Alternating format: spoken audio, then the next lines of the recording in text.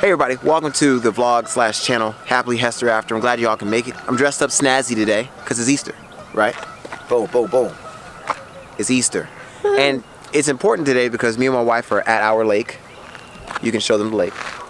This is actually in our neighborhood. We kind of just discovered it. Which is weird because we live here. Like, how did we just discover something?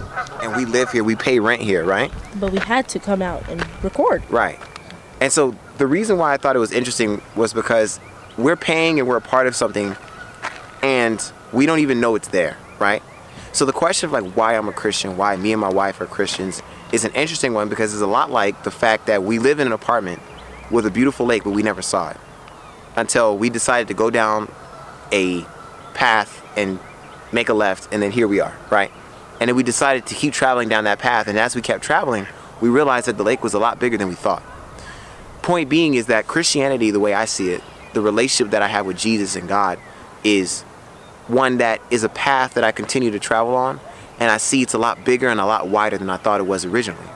See, all my life I was a child. I grew up in a church, and my mom was always in church. She always did things for church, and even when she would waver, we would always head back to the church. And I never really understood the concept of Christ and Jesus and his risen and his death and his blood. But as I continued on as a teenager and things like that, I started getting more interested in it. But because of things happening in my life, I stopped believing in God and I stopped up short. But eventually I realized with more research and understanding that there is a God and that all these things exist because of him. And as I continued to study and understand who he was, I realized that opening my mind and heart to him allowed me, just like in this situation, to travel down a path that I never would before and realize that there's beauty behind something that I didn't think there was beauty behind before. So I pay rent here. I've been living here for the last 6 or 7 months. And I decided today to go down a path, and by doing that, I realized there was beauty behind what I've been in the whole time.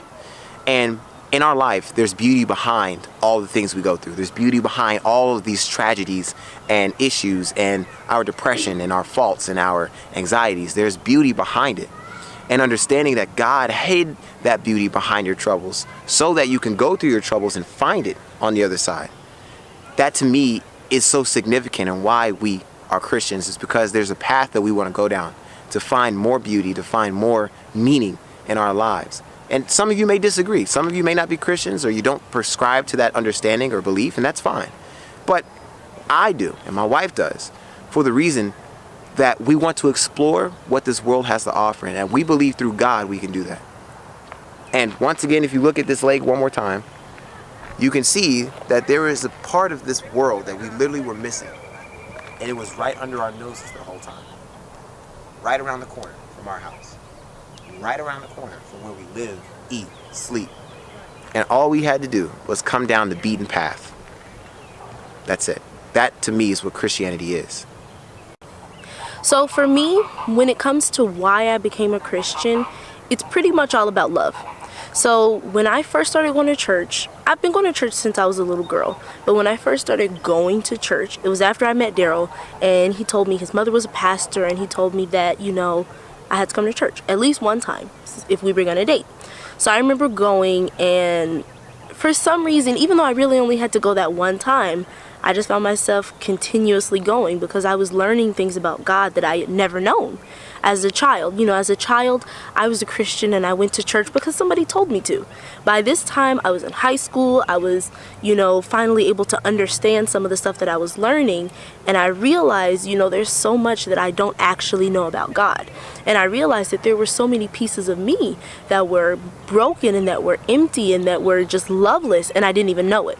And so I remember one day, I can't remember, I don't know if it was Bible study, if it was regular church service, but I was looking at my Bible and I saw this verse, and I think it was in 1 Corinthians chapter 3, verses 16 through 17, maybe. And I'm going to paraphrase it a little bit because I don't have my phone or my Bible on me at this moment, but it essentially says something like this. Don't you know that you are the temple of God? And God loves his temple. His temple is sacred. His temple is holy. And if anybody tries to destroy that temple, then God will destroy that person. And for me, that was completely life-changing, because I spent so much of my life looking for this love that I never felt like I had been receiving from anybody, from my parents, from my friends, from my family, any boyfriend that I had. I never felt like I was really receiving love. I never really felt like anybody really loved me or really cared about me.